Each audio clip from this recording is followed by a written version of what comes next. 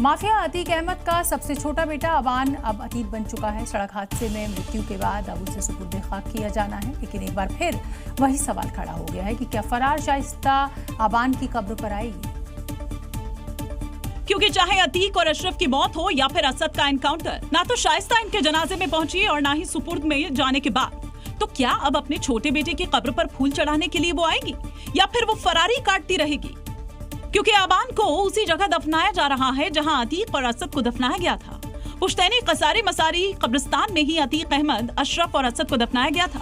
अबान की मिट्टी में शामिल होने के लिए जेल में बंद उमर और अली की पैरोल अर्जी मंजूर हो चुकी है, लेकिन माफिया फैमिली का वो कार्यालय आज वीरान है जहां अतीक की तूती बोलती थी।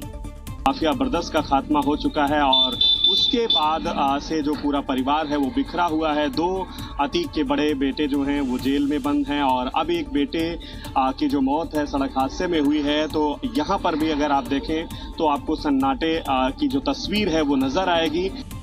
शाइस्ता आएगी या नहीं इस पर सस्पेंस है, लेकिन अगर वो आती है तो फिर पुलिस के शिकंजे से बचना उसके लिए नामुमकिन है।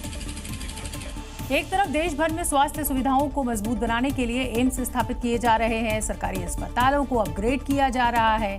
बावजूद इसके बिहार और मध्य प्रदेश से आई 2 तस्वीरें इन दावों की पोल भी खोल रही हैं और लोगों के मन में डर भी पैदा कर रही हैं। पहली तस्वीर बिहार के बेगूसराय की है, जहां प्लास्टर की जगह मरीज के पैर में गत्ता बांध दिया गया, तो दूसरी तस्वीर मध्य प्रदेश के दमोह की है, जहां इलाज के दौरान मरीज की मौत हो गई। बिहार के बेगूसराय में तो हादसे में घायल एक शख्स के परिजन अस्पताल पहुंचते ही सन्न रह गए। बेड पर दर्द से कहराते शख्स के टूटे पैर में प्लास्टर या स्प्लिंट की जगह कार्टन का टुकड़ा बंधा था। और उससे ज्यादा हैरान करने वाली बात तो ये थी कि वीडियो बनता देखने के बावजूद नर्स जरा सा भी नहीं घबराई, जबकि अपने फर्जी डॉक्टर्स के लिए बदनाम मध्य प्रदेश दमोह में एलर्जी का इलाज कराने आए मरीज की अचानक मौत हो गई, जिसके बाद मरीज के परिजनों ने अस्पताल पर गलत इलाज करने का आरोप लगाना शुरू कर दिया। उनने एक चढ़ गई, दूसरी चढ़ाते समय उनको उल्टी आ गई, उल्टी आई और एकदम से पचूकर आ गया, वो बोलती बंद। अब परिजन पोस्टमार्टम रिपोर्ट का इंतजार कर रहे हैं। प्रदेश में कानून व्यवस्था और महिला सुरक्षा को लेकर मुख्यमंत्री योगी आदित्यनाथ ने उच्च स्तरीय समीक्षा बैठक बुलाई। बैठक में उन्होंने अफवाह फैलाने वालों, उपद्रवियों, शोधों और टप्पेबाजों के खिलाफ जीरो टॉलरेंस की नीति के तहत सख्त एक्शन लेने के निर्देश दिए। यूपी में सीएम योगी की जीरो टॉलरेंस की नीति पर काम होता है, इस बात से इनकार नहीं किया जा सकता। पहले भी कई बार सीएम योगी महिला सुरक्षा पर लाउड एंड क्लियर मैसेज दे चुके हैं।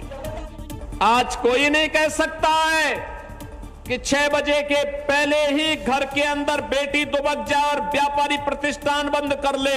अगर कोई सौदार, कोई गुंडा छेड़ने का दुस्साहस करता है तो अगले चौराहे पर यमराज महाराज उसका टिकट काटने के लिए बैठे रहते हैं। और अब एक बार फिर अपराधियों के खिलाफ जीरो टॉलरेंस। मुख्यमंत्री ने प्रदेश की कानून व्यवस्था की समीक्षा करते हुए अधिकारियों को कड़े निर्देश दिए हैं। सीएम योगी ने कहा है कि अफवाह फैलाने, उपद्रव करने और शांति व्यवस्था बिगाड़ने वालों के खिलाफ बिना किसी ढिलाई के कड़ी कार्रवाई की जाए, शोधों और टप्पेबाजों की पहचान सार्वजनिक की जाए। यानी योगी के यूपी में महिला सुरक्षा, कानून व्यवस्था और क्राइम कंट्रोल सर्वोच्च प्राथमिकता है, जिससे कोई समझौता नहीं किया जाएगा।